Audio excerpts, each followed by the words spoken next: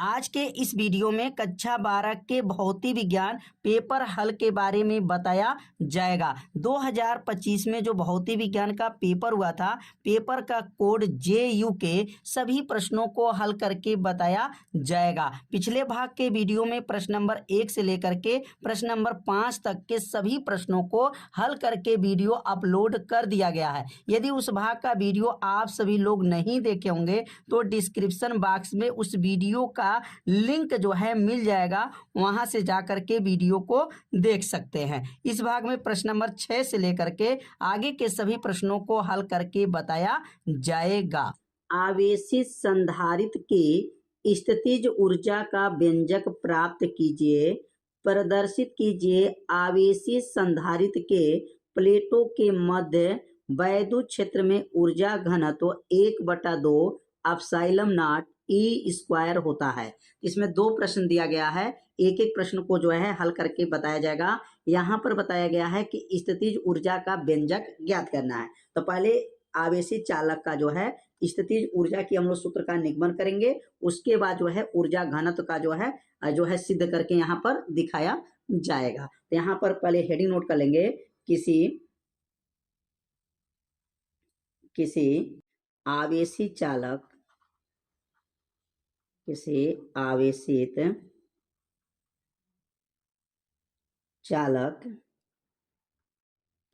स्थितिज ऊर्जा।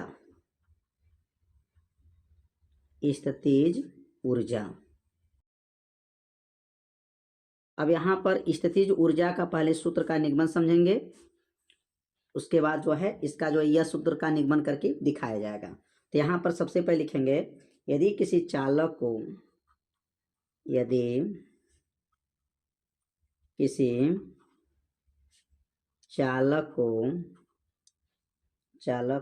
Q आवेश देने पर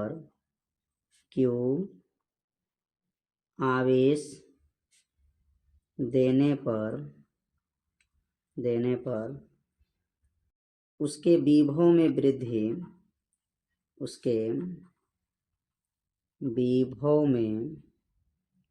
विभव में होने वाले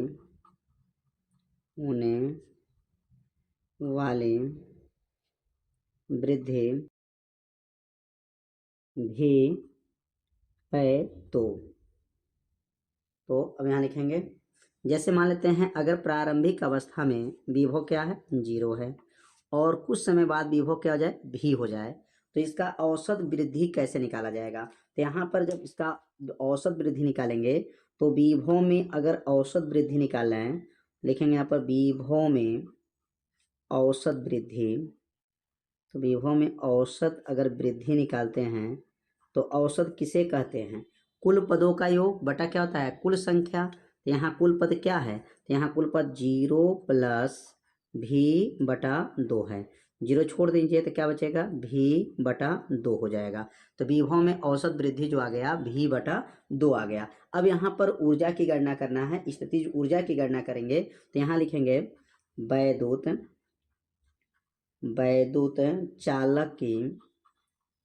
चालक की ऊर्जा अगर निकालना है, स्थितिज ऊर्जा निकालेंगे तो सूत्र क्या बनेगा, तो इसका सूत्र बनता है आवेश गुणे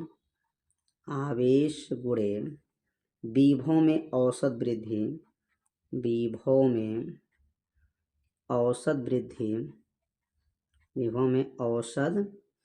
वृद्धि सूत्र है।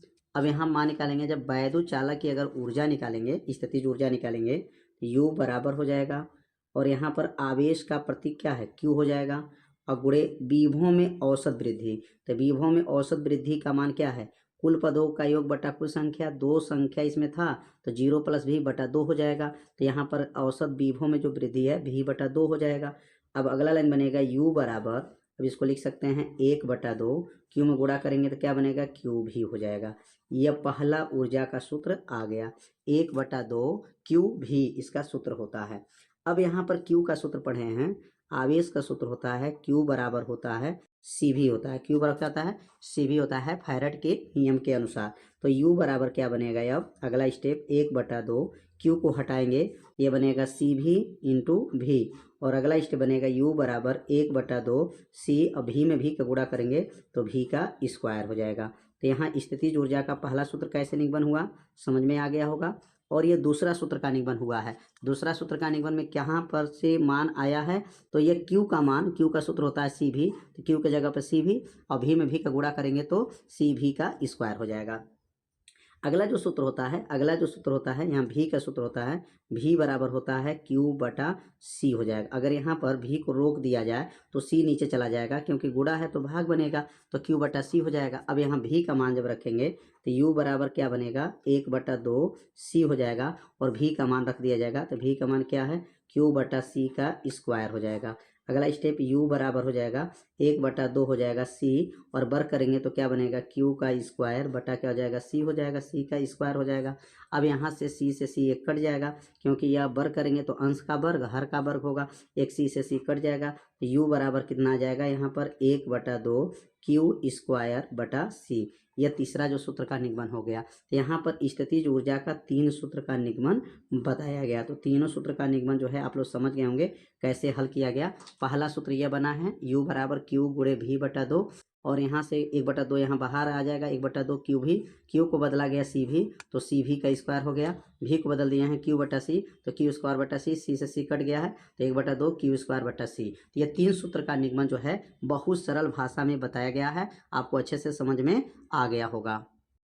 अब इसमें जो अगला प्रश्न दिया गया है कि आवेशित संधारित्र के प्लेटों के मध्य वैद्युत क्षेत्र में ऊर्जा घनत्व 1/2 एप्सिलॉन नॉट ई स्क्वायर सिद्ध करना है। तो यहाँ पर जब सिद्ध किया जाएगा तो इसमें ये जो सूत्र का निगमन किया गया है, इस सूत्र का प्रयोग करना पड़ेगा। u बराबर 1/2 सी भी का स्क्वायर, इस सूत्र को आपको याद रखेंगे, क्योंकि इसी सूत्र से ऊर्जा घनत्व का सूत्र का निगमन किया जाएगा। तो एक एक लाइन को समझेंगे कैसे सूत्र का निगमन किया जाएगा, और 1/2 एप्सिलॉन नॉट ई स्क्वायर कैसे आएगा। तो यहाँ पर सबसे पहले जो है हेडिंग नोट कर लेंगे कि ऊर्जा घनत्व का सूत्र का निगमन। अब ऊर्जा घनत्व का जब सूत्र का निगमन नोट करेंगे तो यहाँ पर माना लिख लेंगे कि माना समांतर पर जो संधारित्र के प्लेटों का क्षेत्रफल a है तथा उनके बीच पारा वैद्युतांक पदार्थ जो है k है। तो अब यहाँ पर ऊर्जा का सूत्र भी बताया गया है कि ऊर्जा का सूत्र क्या बताए हैं,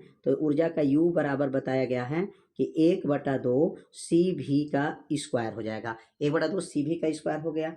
अब यहाँ पर C का नाम क्या है, धारिता है, और संधारित्र की धारिता का सूत्र क्या पढ़े हैं, तो संधारित्र की धारिता का सूत्र होता है C बराबर एप्सिलॉन नॉट, एक यहाँ पर एप्सिलॉन नॉट KA/D होता है। ये किनका सूत्र है, तो संधारित्र की धारिता का सूत्र है। अब अगला स्टेप बनेगा u बराबर 1/2, यहाँ C नोट हो जाएगा, और भी का मान जो है यहाँ पर जो C का मान जो है मान को भर लेंगे, तो C का मान क्या है, एप्सिलॉन नॉट है, और एप्सिलॉन नॉट के बाद K है, K के बाद A, और बटा क्या हो जाएगा यहाँ पर D।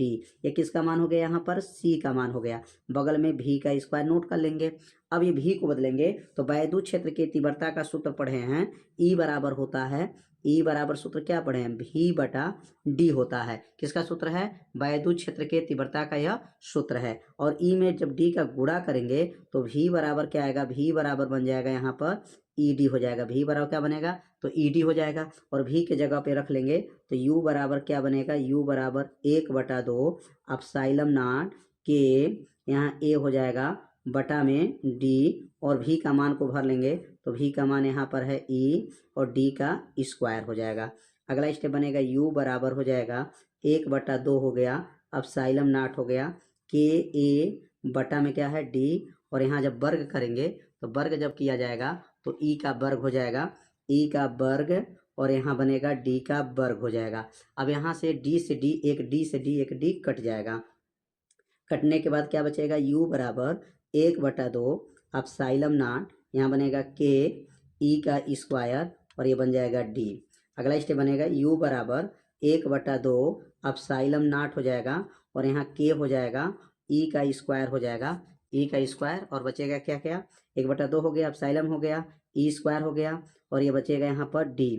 तो यहाँ पर अब हो जाएगा, यहाँ पर D बचेगा। तो यहाँ अभी देखिए A, इसमें जो A बचा हुआ है इसमें A को यहाँ नोट कर लीजिए, A छूट गया है, तो अब क्या क्या बच रहा है, यहाँ पर A बच गया, और डी बच गया। तो यहाँ पर क्या क्या बचा था, जब डी से डी कट गया तो 1/2 एप्सिलॉन के ए स्क्वायर बचा है, डी से डी कटा, एक डी बचा हुआ है। अब यहाँ पर एडी का नाम क्या है, आयतन। आयतन का सूत्र क्या होता है, तो आयतन का सूत्र होता है क्षेत्रफल गुणे दूरी होता है। क्या होता है, क्षेत्रफल गुणे दूरी। तो क्षेत्रफल को ए से दिखाते हैं, दूरी को डी से दिखाते हैं। अब ऊर्जा घनत्व किसे कहते हैं, जब ऊर्जा घनत्व यदि क्षेत्रफल आयतन और आयतन जो है क्षेत्रफल और दूरी को मिलाएंगे तो आयतन बनेगा। और आयतन एकांक मतलब एक आ जाए, मतलब एकांक आयतन का मान एक हो जाए, तो जो ऊर्जा है यह ऊर्जा जो बदल जाएगा और ये बन जाएगा ऊर्जा घनत्व हो जाएगा। यहाँ लिखेंगे ई स्क्वायर के, यहाँ लिखेंगे ई स्क्वायर हो गया, और यहाँ पर 1/2 एप्सिलॉन के ई स्क्वायर हो गया, और एडी हट जाएगा। एडी मतलब आयतन हो गया, आयतन क्या हो, एकांक हो जाए। एकांक आयतन में संचित ऊर्जा को ऊर्जा घनत्व कहते हैं। अब ये ऊर्जा घनत्व का सूत्र बन गया, एक में गुणा कर लेंगे तो यू बराबर क्या बनेगा, 1/2 एप्सिलॉन नॉट हो जाएगा के, और यहाँ पर ई स्क्वायर हो गया। और पारा वैद्युतांक के का मान क्या होता है, तो पारा वैद्युतांक के का मान 1 होता है। तो यहाँ के लिए जो है यहाँ मान रख लेंगे, तो यहाँ u बराबर हो जाएगा 1/2 एप्सिलॉन नॉट हो जाएगा, के का मान 1 हो गया, और यहाँ लिखेंगे ई का स्क्वायर हो जाएगा। y के लिए पारा वैद्युतांक का मान क्या होता है, 1 हो जाएगा। इसमें गुणा कर लेंगे तो u बराबर बन जाएगा 1/2 एप्सिलॉन नॉट, और यहाँ बनेगा ई का स्क्वायर। यही क्या करना था, सिद्ध करना था। तो उम्मीद करते हैं ये लाइन आप लोगों को अच्छे से समझ में आ गया होगा कि कैसे इसको सिद्ध किया गया है। इसमें 2 प्रश्न सिद्ध करना था। यहाँ पर देख सकते हैं स्थितिज ऊर्जा का सूत्र का निगमन करना था, और जो है यहाँ पर वैद्युत क्षेत्र के ऊर्जा घनत्व का सूत्र करना था, निगमन 1/2, और यहाँ एप्सिलॉन नॉट ई का स्क्वायर हो जाएगा। तो यहाँ पर अगर ऊर्जा घनत्व की बात करें तो ऊर्जा घनत्व किसे कहते हैं, एकांक आयतन में संचित ऊर्जा को ऊर्जा घनत्व कहा जाता है। इसलिए यहाँ एकांक आयतन मतलब आयतन बना, क्षेत्रफल गुणे दूरी का मान 1 रख लेंगे, 1 में गुणा हो जाएगा, और के का मान जो होता है पारा वैद्युतांक का मान जो है वाई के लिए, हवा के लिए 1 होता है। तो यहाँ 1 में गुणा कर लेंगे, सूत्र का निगमन फाइनल हो गया, u बराबर 1/2 एप्सिलॉन नॉट ई स्क्वायर। बहुत सरल भाषा में जो है निगमन करके बताया गया। अगला प्रश्न है, प्रदर्शित कीजिए फैरेड/मीटर बराबर कूलाम का स्क्वायर प्रति न्यूटन मीटर के स्क्वायर, ये किस भौतिक राशि के मात्रक हैं। मतलब ये दोनों पक्ष बराबर करना है और ये किसका मात्रक है ये बताना है। यदि 6 माइक्रोफैरड धारिता वाले संधारित्र के सिरों का विभवांतर 2 वोल्ट है तो बैटरी के सिरों के बीच विभवांतर प्राप्त कीजिए। तो यहाँ पर 2 प्रश्न दिया गया है। पहले इसको सिद्ध करा के दिखाया जाएगा कि दोनों पक्ष ये कैसे बराबर है, उसके बाद से एक न्यूमेरिकल इसमें जोड़ा गया है। तो कैसे यहाँ पर हल करेंगे, तो यहाँ सबसे पहले जो है यहाँ लिखेंगे LHS, मतलब LHS का मतलब हो गया लेफ्ट हैंड साइड, और लेफ्ट हैंड साइड से अगर हम चलते हैं तो क्या दिया गया है, फैरड है, फैरड अपान दिया है, फैरड बटा प्रति मीटर दिया गया है।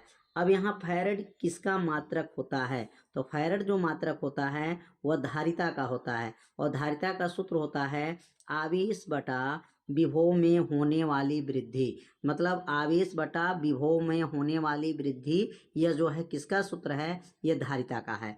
अब यहाँ पर अगला जो स्टेप बनेगा, अब फैरड, तो फैरड के जगह पे क्या लिख सकते हैं या मात्रक, तो यहाँ लिखेंगे इसका मात्रक कूलाम हो जाएगा और इसका मात्रक वोल्ट हो जाएगा। तो फैरड को हटा दिया जाएगा और इसका मात्रक जो है आवेश का मात्रक क्या बनेगा, तो कूलाम हो गया, और कूलाम के बाद से देखेंगे प्रति हो जाएगा, और भी का मात्रक क्या हो जाएगा, वोल्ट हो जाएगा। तो कूलाम प्रति वोल्ट हो गया, और बगल में बटा में क्या है, तो बटा में मीटर है, तो बटा में मीटर रहेगा। मतलब यहाँ पर किसका मात्रक को बदला गया है, तो यहाँ पर फैरड का जो है मात्रक को क्या किया है, बदल दिया है। फैरड किसका मात्रक है, तो फैरड जो है धारिता का मात्रक है, और धारिता का सूत्र होता है आवेश बटा विभव। तो यहाँ पर आवेश का मात्रक कूलाम हो गया, और यहाँ वोल्ट हो गया, गुणे मीटर हो गया। अब यहाँ पर वोल्ट भी का सूत्र क्या होता है, तो भी का सूत्र होता है W बटा Q होता है। मतलब यहाँ पर हो जाएगा कार्य बटा या ऊर्जा बटा आवेश कहा जाएगा। यहाँ पर अब भी मतलब वोल्ट को बदलेंगे, ये जो वोल्ट है वोल्ट के जगह पर जूल प्रति कूलाम लिख सकते हैं। अब अगला स्टेप क्या बनेगा, यहाँ लिखेंगे कूलाम, अब अंश में जो कूलाम है पहले नोट कर लेंगे, अंश में कूलाम हो गया बटा, अब बोल्ट को हटा दीजिए, बोल्ट के जगह पे क्या लिख सकते हैं, बोल्ट के जगह पे लिख सकते हैं जूल बटा कूलाम। अब जूल बटा कूलाम हो जाएगा और बगल में यहाँ पर गुणे क्या है, गुणे मीटर है, यहाँ पर मीटर हो जाएगा। तो यहाँ पर ये किसका मात्रक लिखे हैं, बोल्ट के जगह पर क्या लिख सकते हैं, जूल प्रति कूलाम। अब ये कूलाम जो नीचे है कहाँ भेज देंगे, सबसे ऊपर चला जाएगा। तो कूलाम जब कूलाम के पास जाएगा तो क्या बनेगा, यहाँ पर लिखेंगे कूलाम और गुणे कूलाम, कूलाम गुणे क्या हो जाएगा यहाँ पर कूलाम। तो कूलाम गुणे कूलाम हो गया, जो नीचे था सबसे ऊपर चला गया। अब बटा हो जाएगा और नीचे क्या बच गया, अब जूल, जूल बच गया और क्या बचा है, मीटर। तो जूल मीटर हो गया। अब जूल जो है किसका मात्रक है, तो कार्य का मात्रक है। तो कार्य बराबर सूत्र क्या होता है, बल गुणे विस्थापन।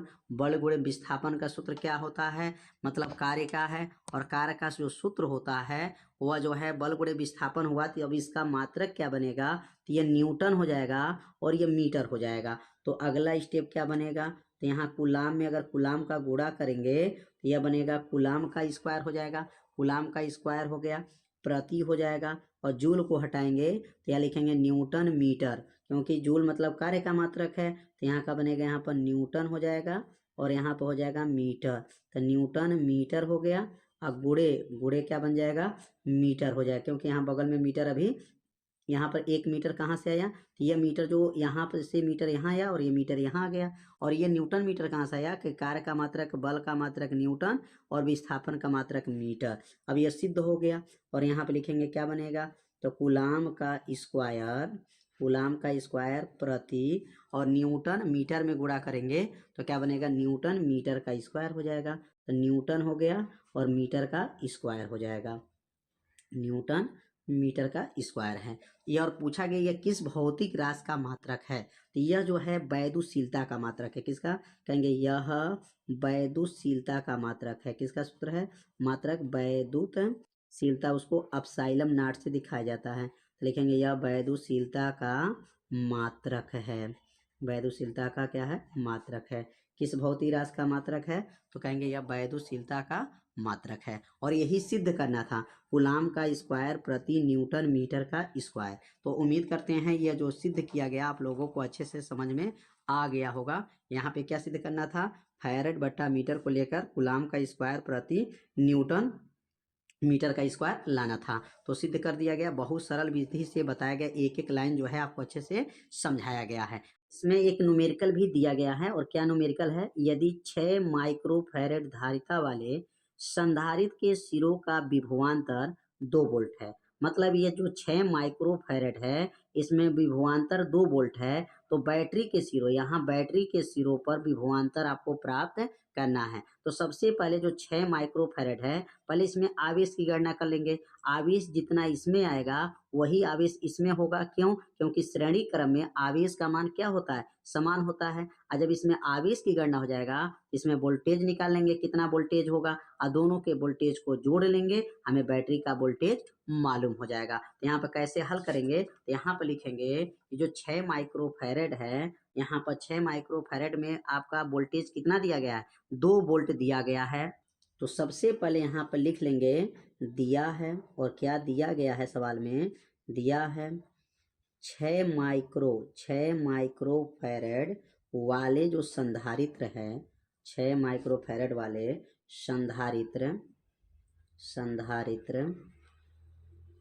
संधारित्र के सिरों के बीच, के सिरों पर जो है कितना वोल्ट है, 2 वोल्ट का विभवांतर है, 2 वोल्ट का विभवांतर है,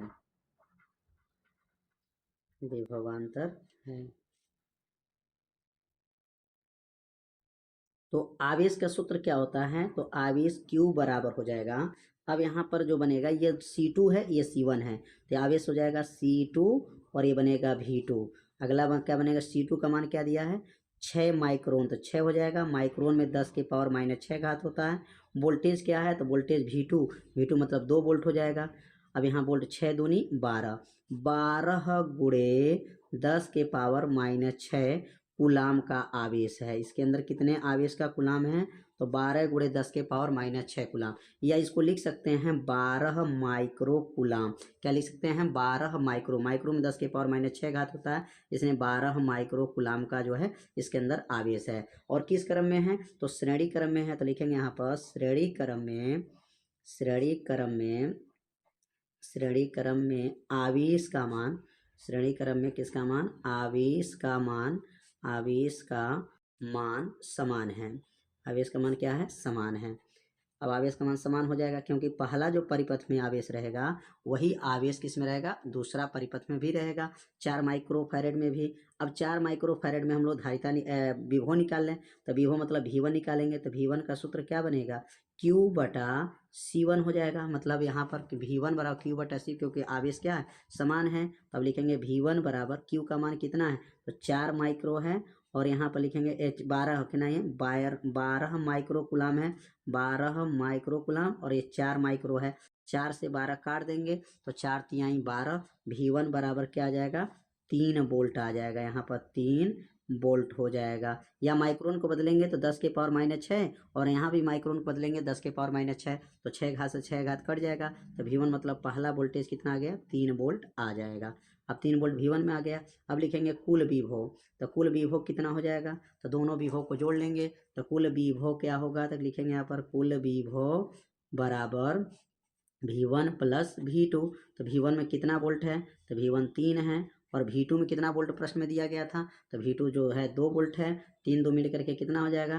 5 वोल्ट हो जाएगा। तो उम्मीद करते हैं ये आप लोगों को यह प्रश्न समझ में आ गया होगा। तो याद रखिए यहाँ पर जो मान भरे हैं ये माइक्रोन कूलाम में है, तो यहाँ माइक्रोन में मान रखे हैं 12 माइक्रोन, ये 4 माइक्रोन। याद रखेंगे तो 4 से 3 कट गया, 4 3 12, 3 वोल्ट हो जाएगा।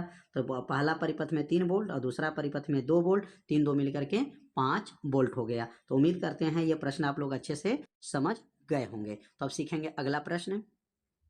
अब अगला जो प्रश्न दिया गया है, तरंगार्ग की परिभाषा दीजिए।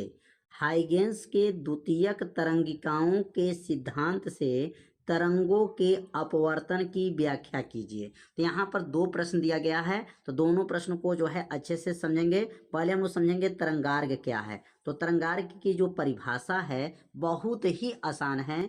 माध्यम में स्थित वह पृष्ठ जिसमें स्थित सभी कण कंपन के समान कला में होते हैं उसे तरंगार्ग कहते हैं। और माध्यम में स्थित वह पृष्ठ मतलब कौन सा पृष्ठ है? जो सभी कण जो कंपन के समान कला में होते हैं उसे तरंगार्ग कहा जाता है। तो उदाहरण के लिए हम जब समझेंगे, जब किसी तालाब के शांत जल में पत्थर या अन्य वस्तुओं को डालते हैं तो पत्थर को जल में गिरने के स्थान से चारों ओर समान कला में वृत्त बनाते हुए तरंग आगे निकलती हैं। जैसे मान लेते हैं कि यह आपका जो है तालाब है, और यहाँ पर अगर पत्थर को यहाँ पर गिराते हैं तो ये चारों ओर जो है समान कला में जो है ऐसे तरंगे निकलते हैं, जो उसी तरंगों को ही क्या कहा जाता है?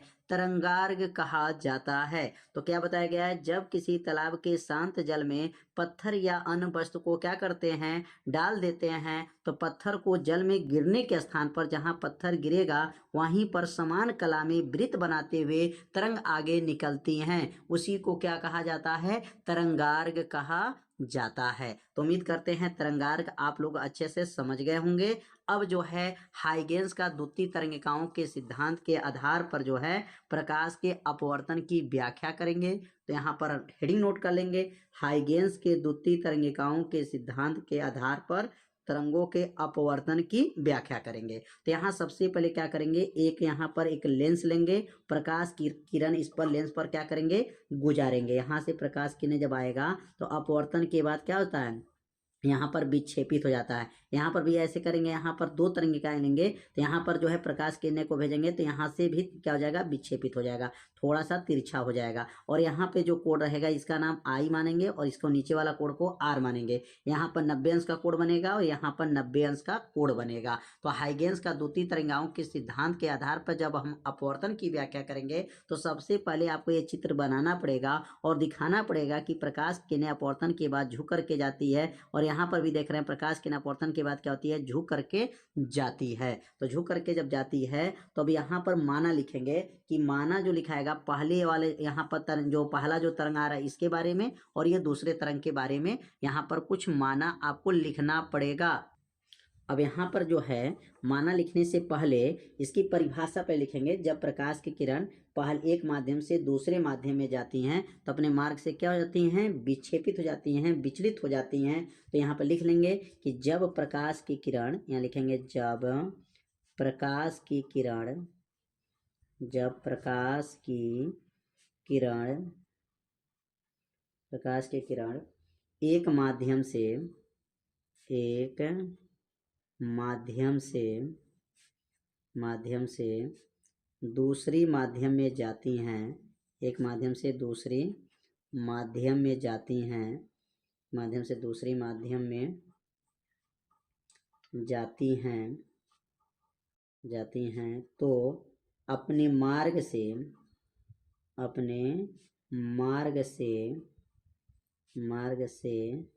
विक्षेपित हो जाती हैं। अपने मार्ग से क्या होती हैं, विक्षेपित हो जाती हैं, विक्षेपित हो जाती हैं। इस घटना को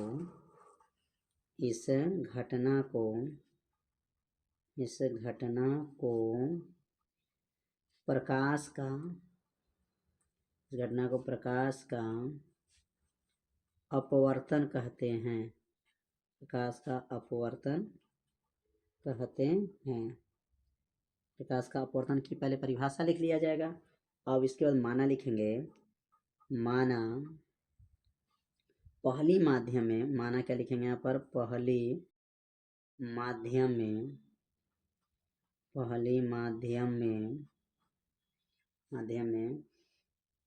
चाल, पहली माध्यम में चाल क्या मानेंगे, V1 तथा दूसरी माध्यम में चाल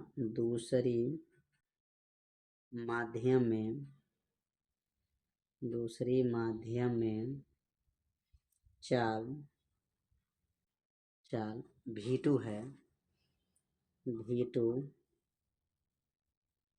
है, पहली माध्यम में चाल क्या माने हैं, V1 और दूसरी माध्यम में चाल क्या है, V2 है। तो पहली माध्यम में चली गई दूरी निकालेंगे, यहाँ पर लिखेंगे पहली माध्यम में चली गई दूरी, पहली माध्यम में चली गई दूरी। तो दूरी का सूत्र क्या होता है, तो चाल गुणे क्या होता है, समय, चाल गुणे हो जाएगा यहाँ पर समय। पहली माध्यम में तो चाल को यहाँ पर पहली माध्यम चाल किससे दिखाएंगे, तो पहली माध्यम में चाल V1 है, V1 गुणे और समय क्या है, तो T हो जाएगा। ये तो पहली माध्यम में चाल निकल गया।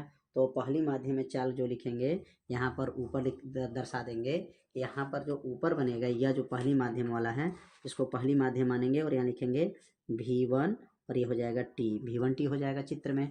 अब दूसरी माध्यम में निकालेंगे। अब दूसरी माध्यम में नीचे वाला दूसरी माध्यम होगा, ये ऊपर पहली माध्यम हो गया, नीचे दूसरी माध्यम होगा। तो यहाँ पर पहली माध्यम में चली गई चाल निकाले।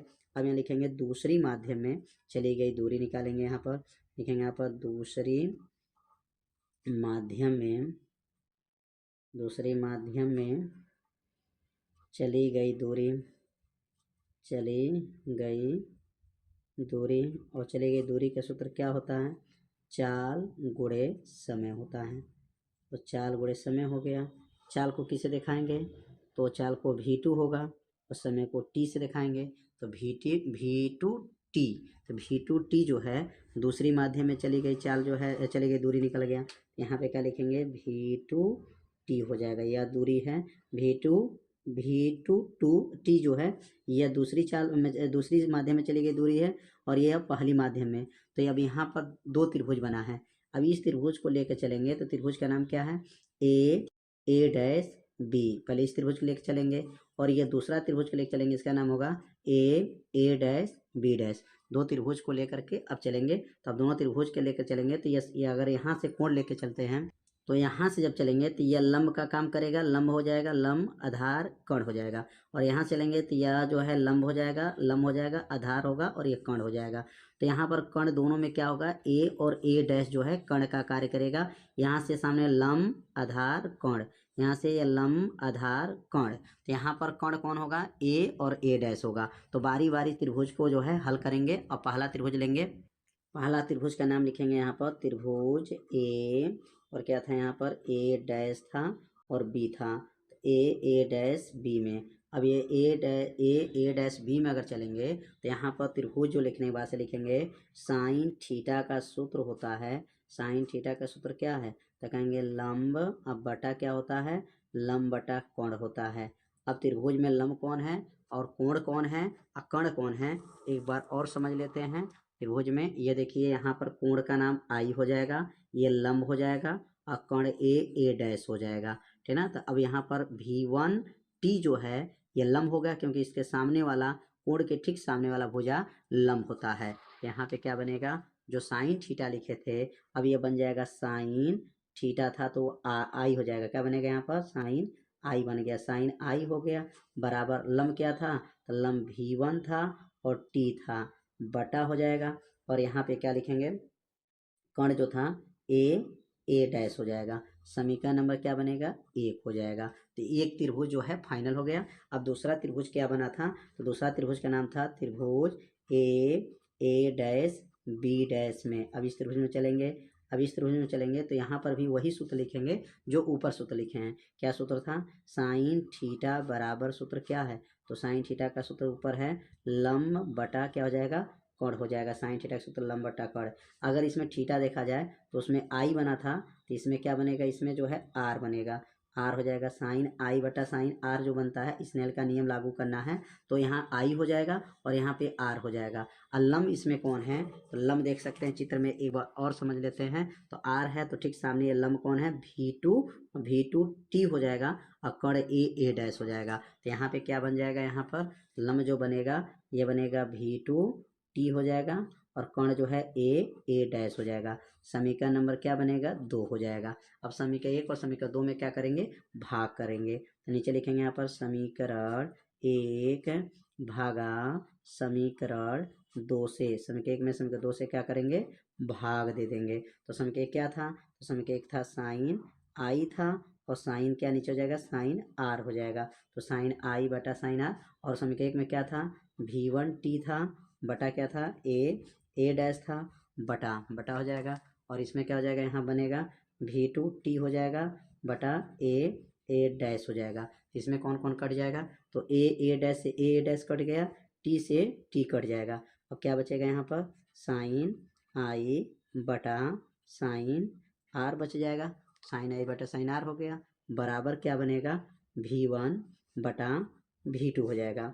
अब यहाँ पर साइन आई बटा साइन आर बराबर, अब अपवर्तनांक का सूत्र क्या पढ़ें, अपवर्तनांक का सूत्र होता है कि माध्यम में चाल, प्रकाश का चाल और माध्यम का चाल, ये प्रकाश का चाल हो गया, ये माध्यम का चाल, मिल करके अपवर्तनांक बनेगा। तो यह माध्यम का चाल था, पहले प्रकाश का चाल था और ये माध्यम का चाल था। ऊपर जो है प्रकाश का चाल है और नीचे माध्यम का चाल है, इसलिए यहाँ पर 1 और 2 जो लगा है, यहाँ 1 और यह 2 हो जाएगा और n का सूत्र बन जाएगा अपवर्तनांक। यह बन गया स्नेल का जो है नियम, और स्नेल का नियम में जो है किसका सूत्र आ गया, प्रकाश के अपवर्तन की व्याख्या हो गया। प्रकाश के अपवर्तन में ही स्नेल का नियम सूत्र क्या होता है, साइन आई बटा साइन आर बराबर 1n2 होता है। तो उम्मीद करते हैं ये आप लोगों को अच्छे से समझ में आ गया होगा। यदि आपको समझ में नहीं आया होगा तो एक बार और जो है वीडियो को देखिए, जिससे आपको अच्छे से समझ में आ जाएगा।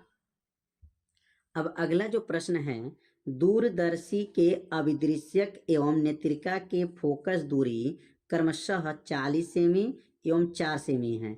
अभिदृश्यक लेंस के आगे 200 सेमी दूर रखी वस्तु होने पर समान दृष्टि के लिए दोनों लेंसों के बीच की दूरी तथा आवर्धन क्षमता ज्ञात कीजिए। तो कैसे यहाँ पर हल करेंगे, बहुत आसान क्वेश्चन दिया गया है। यहाँ पर सबसे पहले लिखेंगे हल, और हल में प्रश्न में क्या दिया गया है, अभिदृश्यक और नेत्रिका का फोकस दूरी दिया गया है। तो अभिदृश्यक का जो फोकस दूरी होता है उसको एफ ओ से प्रदर्शित करते हैं, और कितना सेमी दिया गया है, 40 सेमी दिया गया है। एफ ओ का मान या एफ नॉट भी पढ़ सकते हैं या एफ ओ भी कर सकते हैं, 40 सेमी दिया है। और एफ आई अभिदृश्यक लेंस का जो दिया गया है वह 4 सेमी दिया गया है। ये दो मान आपको पता हो गया। और वस्तु की जो दूरी रखा गया है वह 200 सेमी की दूरी पर रखा गया है, तो भी अभिदृश्यक लेंस से रखा गया है। तो अभिदृश्यक लेंस से वस्तु की दूरी जो है यू जो है यू जो है ओ पढ़ा जाता है या यू नॉट पढ़ सकते हैं। कितना दिया गया है 200 सेमी दिया गया है। तो यहाँ पर 200 सेमी जो है अभिदृश्यक लेंस से वस्तु की दूरी है। अब यहाँ पर जो है दूरदर्शी की लंबाई आपको बताना है और जो है दूरदर्शी की आवर्धन क्षमता की गणना करना है। तो अब लिखेंगे लेंस का जो सूत्र होता है, अब यहाँ लिखेंगे लेंस का जो सूत्र पढ़े हैं, लेंस का सूत्र। अब लेंस का जो सूत्र बना है, क्या सूत्र पढ़े हैं लेंस का सूत्र? तो यहाँ पर लेंस का सूत्र होता है 1/f बराबर होता है 1/v माइनस 1/u होता है। लेकिन अगर अभिदृश्यक लेंस के लिए बनाते हैं तो यहाँ पे क्या बनेगा, यहाँ ओ हो जाएगा, यहाँ ओ हो जाएगा और यहाँ ओ हो जाएगा। ये बन गया अभिदृश्यक लेंस के लिए। अब इसमें मान को भरेंगे तो 1/f का मान क्या है, तो 40 है, बराबर 1/ यहाँ पर जो है VO का मान निकालना है माइनस 1/UO का मान जो है -200 दिया गया है। अब मान भर करके इसी को क्या करेंगे, हल करेंगे। तो 1/ क्या बनेगा 40 हो गया, बराबर 1/V0 हो गया, माइनस माइनस मिल करके 1/ जो है यहाँ प्लस हो जाएगा 200, माइनस माइनस मिलेगा तो प्लस हो जाएगा 1/200 हो जाएगा। अब 1/200 जो है पक्षांतर कर लेंगे तो क्या बनेगा यहाँ पर 1/40 और ये पक्षांतर करेंगे तो -1/200 हो जाएगा, बराबर जो है यहाँ पर बनेगा 1/VO हो जाएगा। अगर यहाँ पर एलसीएम ले लेते हैं तो ये 40 है, तो 40 है, यहाँ एलसीएम लेंगे तो 5 से ऊपर नीचे गुणा कर लें तो हर क्या हो जाएगा, बराबर हो जाएगा। तो 5 से गुणा करेंगे तो 5 और ये हो जाएगा 200 और माइनस हो गया 1/200 हो जाएगा, बराबर 1/V0 हो जाएगा या VO कह सकते हैं। 5 में से 1 घटा दीजिए, 4/ जो है 200 हो जाएगा, बराबर हो गया 1/V0 हो गया। अब मान यहाँ पर पक्षांतर करके निकालेंगे तो V0 बराबर क्या हो जाएगा 200 में उल्टा क्या हो जाएगा 4 हो जाएगा, 4 से इसको काट दीजिए। V0 का मान जो है आ जाएगा 50, 4×5 = 20, 50 आ गया। 50 सेमी जो है VO का मान निकल गया। अब इसमें जो है VO का मान जब 50 सेमी आ गया तो दूरदर्शी की लंबाई जब निकालेंगे तो दूरदर्शी की लंबाई का सूत्र होता है, दूरदर्शी की लंबाई देखेंगे यहाँ पर दूरदर्शी की लंबाई, तो दूरदर्शी की लंबाई का जो फार्मूला है, दूरदर्शी की लंबाई का जो फार्मूला बना है बराबर क्या होता है VO + EFI हो जाएगा। दूरदर्शी की जो लंबाई बनेगा तो क्या बनेगा यहाँ पर बराबर VO का मान क्या है 50 हो जाएगा, अब प्लस FE का मान जो है यहाँ पर 4 हो जाएगा, 4 50 4 मिल करके 54 हो जाएगा। 54 जो है यहाँ पर सेमी आंसर आ जाएगा, 54 सेमी। तो यह लाइन आपको दूरदर्शी की लंबाई समझ में आ गया होगा। अब दूरदर्शी की जो है आवर्धन क्षमता, दोनों लेंसों के बीच की दूरी निकालना था, तो दोनों लेंसों का मतलब यहाँ पर दूरदर्शी की जो है दोनों लेंसों के बीच की दूरी निकालना है तो यहाँ पर VO + EFI इसका फार्मूला होता है। दूरदर्शी मतलब लेंसों के बीच की दूरी निकालना है तो ये आ गया। अब आवर्धन क्षमता निकालेंगे तो M का सूत्र होता है M बराबर होगा M बराबर -FO/FE होता है और FO का मान क्या है 40 है और यहाँ पर और FI का मान क्या है 4 है, 4 से 40 में भाग करेंगे -10 हो जाएगा। तो आवर्धन क्षमता जो है इसका क्या आ जाएगा -10 आ जाएगा। यही क्या हो जाएगा इसका आंसर हो जाएगा। तो उम्मीद करते हैं यह प्रश्न आप लोगों को अच्छे से समझ में आ गया होगा। तो कैसे इसको हल किए हैं इसे अपने कॉपी में नोट कीजिए, 2 बार सवाल को अध्ययन कीजिए, आपको अच्छे से क्या हो जाएगा समझ में आ जाएगा। तो उम्मीद करते हैं यह वीडियो आपके लिए बहुत ही अच्छा लगा होगा। तो वीडियो को लाइक कर दीजिए और यदि आप चैनल पर पहली बार आए होंगे तो चैनल को सब्सक्राइब जरूर कर लीजिए। मिलते हैं अब अगले भाग में, तब तक के लिए जय हिंद, जय भारत।